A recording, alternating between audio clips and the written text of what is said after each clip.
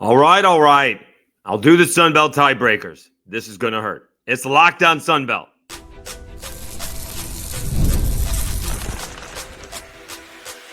You are Locked On Sunbelt, your daily podcast on the Sunbelt Conference, part of the Locked On Podcast Network, your team every day. All right, Dave Schultz, Locked On Sunbelt, your team every day. Today's episode brought to you by FanDuel. You can start the season with a big return on FanDuel. New customers can place a $5 bet, and you'll get started with $150 in bonus bets if you win your first $5 bet. Visit FanDuel.com to get started. All right, we'll get to the tiebreakers in a second. Brett McMurphy out with his bowl projections. Still 8 teams in the Sunbelt, although a different 8 teams. And then we'll check out Sunbelt Hoops. That is probably not done on a Tuesday, but it is what it is. All right, so if you were around, I had a Tuesday off, and so it came out on social media in the middle of the day that, oh, by the way, Oregon has qualified for the Big Ten Championship. And they went through, 8 different scenarios they played it all out. And no matter what happens, Oregon is going to be in the Big Ten Championship. Okay, so now been talking about this for a minute, and let's check out the Sunbelt tiebreakers. And you guys are going to understand. It could be me. Sometimes I need things explained to me. That is fine. I may not be the sharpest tool in the shed, but usually these things are self-explanatory, and I don't get it. All right. We'll start off with the easy one. I will put the link in the description for the Sunbelt tiebreakers, and you guys can read this yourself because I'm missing something or it hasn't been updated since, right? Because they just split into 2 divisions a few years ago, and it doesn't feel like they updated it, although it says so on the Sunbelt website. This is straight from the Sunbelt website. I'm going to read it from the Sunbelt website. I'm not sure if you guys, I'll post it. I'm not sure if you guys are going to be reading it. It's a little bit small, but I don't know why there's more than one for the Sunbelt tiebreaker with 2 teams. All right. We'll get to the other one here in a second. So you can see here's the 2 teams. It's very easy. It makes no sense. So this is 2-team tie for the division championship. Head-to-head result between the tied teams. Isn't that it? Doesn't that end right there? Why do we have 10 or 9 other options after that? There's no reason for that. Everybody plays everybody in the division. I guess there could be a cancellation, right? I mean, there could be a storm. I guess that could happen. But for the most part, each team plays everybody in the division, and then you get 2 cross game division ball games, right? 2 cross division ball games. All right. So I don't understand why we have more than the one, to be honest with you. That feels like it came from a situation where you had, 10 teams in there, and they may not have played each other because you can't play everybody in a 10-team conference. All right, so that makes no sense. If still tied, the team with the highest overall division winning percentage shall be the division champion. Okay? If they're tied, don't they have the same division record? That we haven't. It's crazy. Again, you guys correct me if I'm wrong, but this is on the Sunbelt website. Again, it just feels like it hasn't been updated. The Sunbelt first of all, it's a spelling mistake. The Sunbelt will conduct a divisional play format with 2 7-team divisions. 2 divisions are yada, yada, yada. The Sunbelt Conference football champion will be decided by a game played between the East and the West division champions. Division champion shall be the team with the highest winning percentage in all conference games, both divisional and non-divisional. Is that right? Okay. Oh, both divisional and non-divisional. That's right. Okay, not non-conference. All right. A tie football game shall count as a half game won and a half game lost in the standings. The following tiebreaker formula will be used to break all ties within the division. Anybody have any idea when we had the last tie that was in college football? Because we don't have them anymore.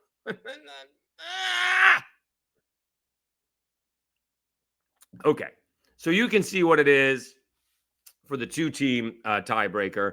I don't get it that it goes past number one. Two teams play each other. That's the end of it. I don't get it. All right. Now, this is where the head is really going to hurt because we're going to put the 3-team tiebreaker in there. And I can do the West off the top of my head. I have to look for the East. But let's just, again, this is some of the most ridiculousness in there, okay? The team with the highest winning percentage in games played among the tied teams shall be declared the division champion. Okay. Well, that's a little bit better than the 2-team tie for division champion because you wouldn't have a tie if the divisional winning percentage was not the same. Okay. So if 3 or more teams are tied at the top of the division at the end of the season, the following criteria are used until one team remains and declared the representative of the championship game. The team with the highest winning percentage in games played among the tied teams shall be declared the division champion. Okay. Now, in games played among the tied teams. So that could be different if Troy in the West beats the Cajuns because Texas State has beaten Troy and South Alabama has beaten Troy.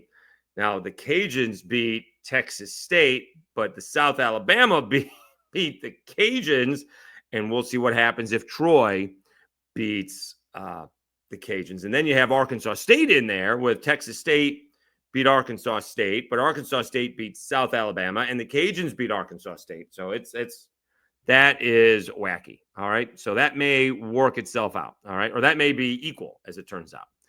If still tied, each team's winning percentage versus the team occupying the next highest position in the final division standings, and then continuing down through the standings until one team prevails. When arriving at another group of tied teams when comparing records, well, we'll skip that for the second. All right. So basically, say the Cajuns, South Alabama, Texas State, and Arkansas State all tie for the top spot, and their records are the same, each one a couple losses in there between each other. All right. But all the winning percentage is the same. Then do you go down? You'd go down to Troy probably. All right. And this is only if Troy actually beats the Cajuns, right? Otherwise, I don't know if the Cajuns, I guess technically they won't have clinched because there's one game left and they only have a 1-game lead. So they'd have to beat ULM. But you'd probably get down to Troy, and that's where the Cajuns would have lost. So that would eliminate the Cajuns, according to this tiebreaker, I think. All right.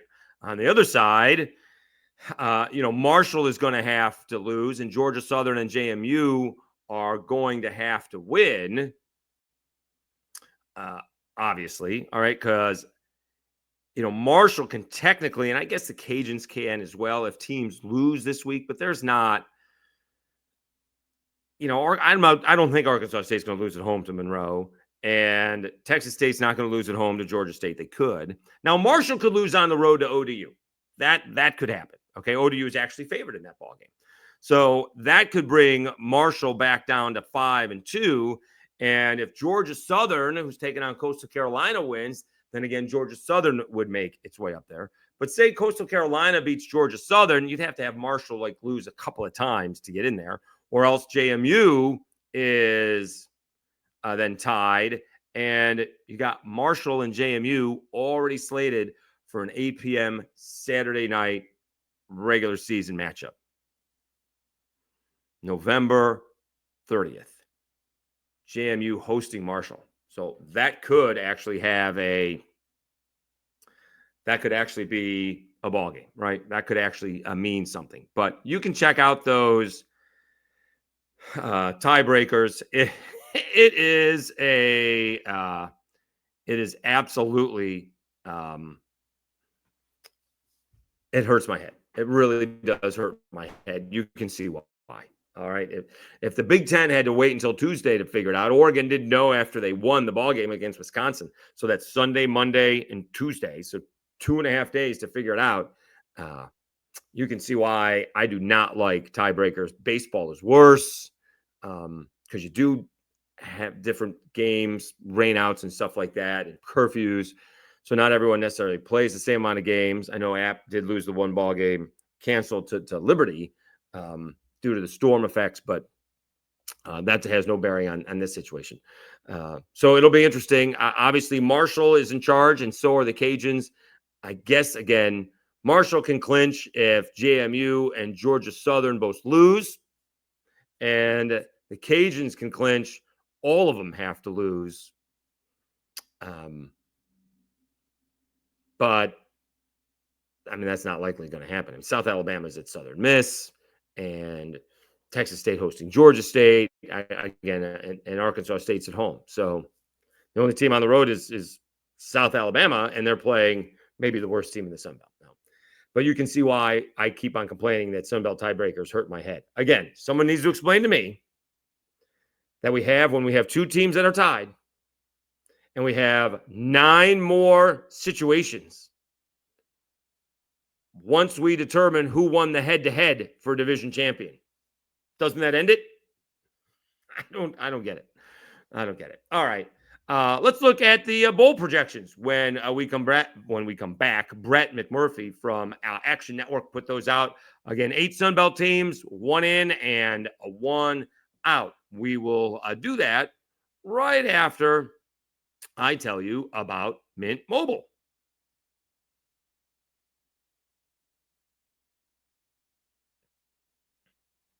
I love a great deal as much as the next guy, but I'm not going to crawl through a bed of hot coals just to save a few bucks. Has to be easy, no hoops, no BS. So when Mint Mobile said it was easy to get wireless for $15 a month with the purchase of a 3-month plan, I called them on it. Turns out it really is that easy to get wireless for $15 a month. The longest part of the process was the time I spent on hold waiting to break up with my old provider. To get started, go to mintmobile.com/lockedoncollege. There you'll see that right now, all 3-month plans are only $15 a month, including the unlimited plan. All plans come with high-speed data and unlimited talk and text delivered on the nation's largest 5G network. You can use your own phone with any Mint Mobile plan and bring your phone number along with all of your existing contacts. Find out how easy it is to switch to Mint Mobile and get 3 months of premium wireless service for $15 a month. To get this new customer offer and your new 3-month premium wireless plan for just $15 a month, go to mintmobile.com/lockedoncollege. That's mintmobile.com/lockedoncollege. Cut your wireless bill to $15 a month at mintmobile.com/lockedoncollege. $45 upfront payment required, equivalent to $15 a month. New customers on first 3-month plan only. Speed slower than 40 gigabytes on unlimited plan. Additional taxes, fees, and restrictions apply. See Mint Mobile for details.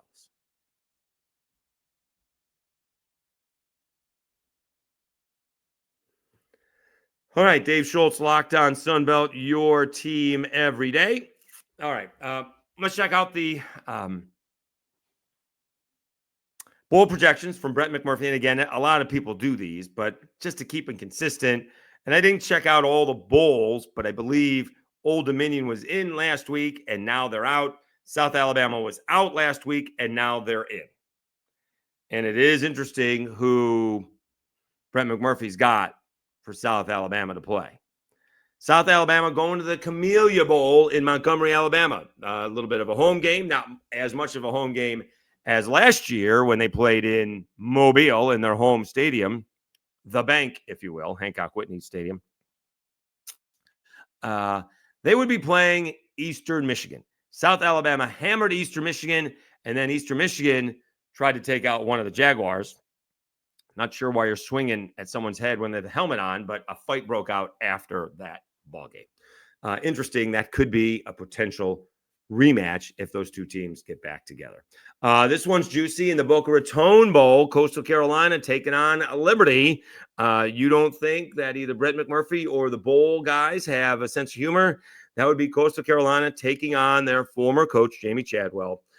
Certainly would be a lot of fun and a lot of fodder for the fans and the media in that one. Liberty has not lived up to their expectations this year. They almost lost to UMass this past weekend.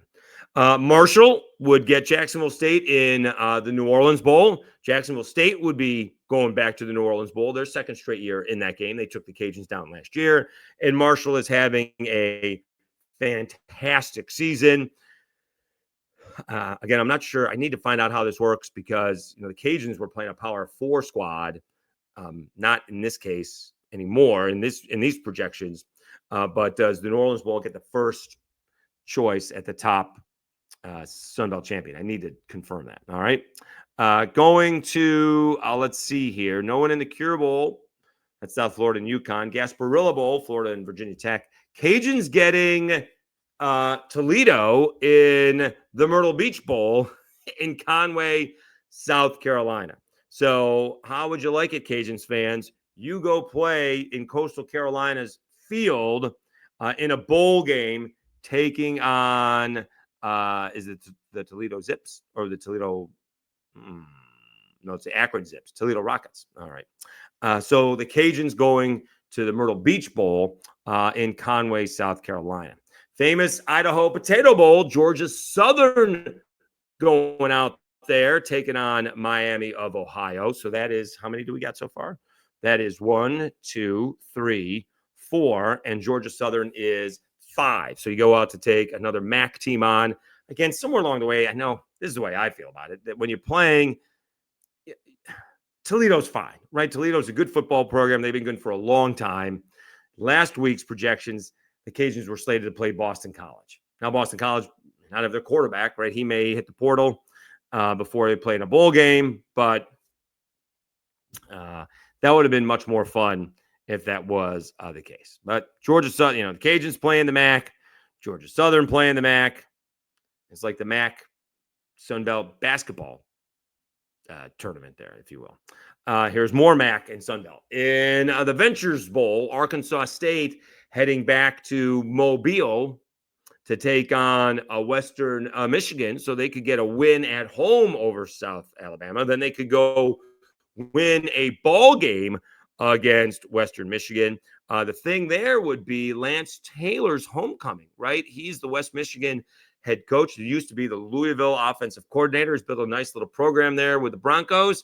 He is, I believe, a Mobile native. So that would be pretty cool for Lance Taylor and the West Michigan Broncos. Big ball game in the Sun Belt. In this case, in a bowl game would be Texas State taking on Texas Tech in the Fort Worth Bowl in Texas. Not Fort Worth Bowl, in the Armed Forces Bowl. So that would be huge for Texas State to try and take on Texas Tech of the Big 12, right? So that would be a big deal there.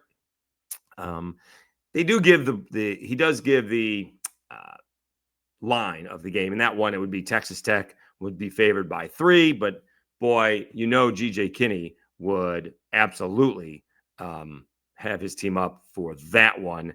And that may be it. It does seem like that's it, right? 1, 2, 3, 4, 5, 6, 7. I missed one. Hold on. 1, 2, 3, 4, 5, 6, 7. Hold on. Oh, I did miss one. Still going up the list. JMU. They're 8. They're in the First Responder Bowl. That would be in Dallas, January 3rd. That's not the worst of all things. It seems there's a few games at that point in time. Duke's Mayo Bowl is on the same day. The Bahamas Bowl is on January 4th. But you're in between, those playoff games. It's or are you? Yeah, you are. The playoff games are December 31st and January 1st. And the semifinals are January 1st. And the other playoff games are, are January 9th and January 10th. Those are the semifinals. So you get, you have a little bit of the limelight to yourself where a lot of the bowl games have been played. So that is not the worst thing in the world. So those are the bowl projections. I like those. Again, ODU's got to beat Marshall to get in. That's why last week when they had JMU at home, they got Marshall at home. A lot like South Alabama, right? I thought South Alabama was going to get in because who they're playing Southern Miss and on the road. That could be on the moon for all I care. And they're playing Texas State at home. I thought they had a chance to win those 2 ball games.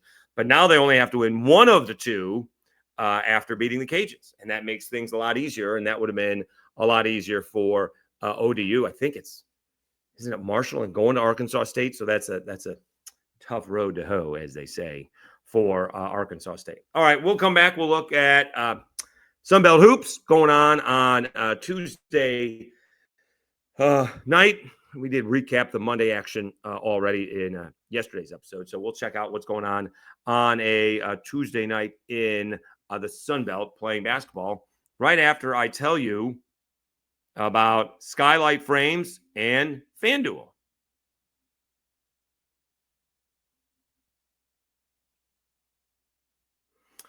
Do you struggle to find the perfect gift during the holidays? Maybe gift giving isn't your love language. You overthink it and wind up with something disappointing or nothing at all. Are you buying for someone who has everything or just seems unpleasable? Are you tired of wasting money on useless clutter that no one really needs? We've got the perfect gift for you. Skylight Frame is the touchscreen digital photo frame your whole family will love.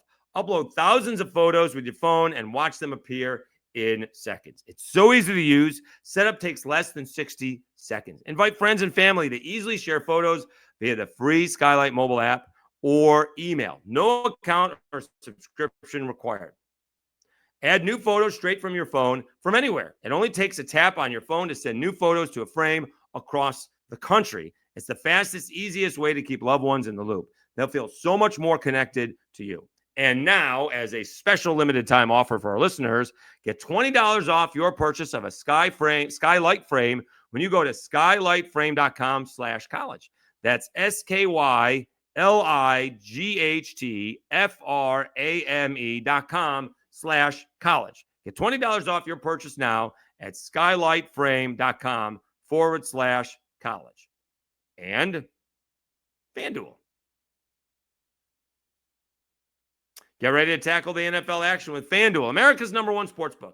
Because right now, new customers can bet $5, get $150 in bonus bets if you win.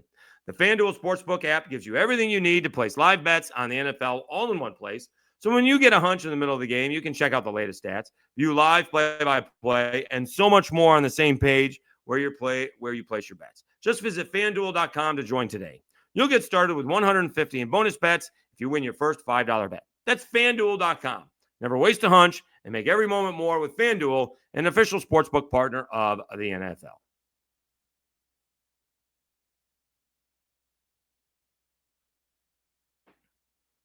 All right, Dave Schultz, Locked On Sunbelt, your teams every day. Again, we're doing the drive for 2025. It'll be far-fetched, I admit that, but we're looking for 2,025 subscribers for the new year. All right, so drive for 2025. Please subscribe, like, and share all the videos. It is sincerely appreciated. All right, basketball on a Tuesday, and I'm recording this so I can get a good night's sleep. So not many finals are going to happen, although some are heading that way. Old Dominion looking to win their second in a row. They're taking on Randolph-Macon at home, and they're currently leading by 12 with under 3 minutes to go, 67-55. Seems like a couple teams in a lower division. But, hey, get the guys playing better, get a little bit of confidence, and see what happens down the road. Troy, after a couple of losses to Power 4 schools in Arkansas, is it Power 5 in college basketball? Big East, Power 5. They are the two-time defending champion, UConn Huskies. So we'll go with Power 5, but there's no Pac-12. No, all right. Troy, after losing to Arkansas, and Oregon taking care of West Georgia, in West Georgia, as it appears, blowing them out 75-56. It was a 19-point game at half, and it's less than 4 minutes to go. Each team has scored 28 in the second half. Rice, 3-1, taking it to the Cajuns. It's just going to be a long season for the Cajuns. Can't do anything about it. They're missing one of their bigger guards in Hardy, and Kintingate went down. I'm going to say that throughout. It's going to be a bad year for Cajuns basketball. It just is. All right, Rice leading Louisiana 19-8. Still 12 and a half minutes or so to go in the first half. And App State leading Queens 65 to, App State beat Queens 65 to 53. Let's see what's going on a Wednesday night. Only one ball game. Southern Miss heading up to South Dakota. South Dakota, the Roadrunners, right? Playing that high-paced basketball. 3-1. They're taking on Southern Miss, who is 2-1. Few games on a Thursday. James Madison playing a morning game on Thursday, 11 a.m. against University of Illinois Chicago, UIC, and Texas State is hosting Bradley. Used to live in Peoria, where Bradley was. In fact, when I was in Peoria, the Orlando Magic GM was playing for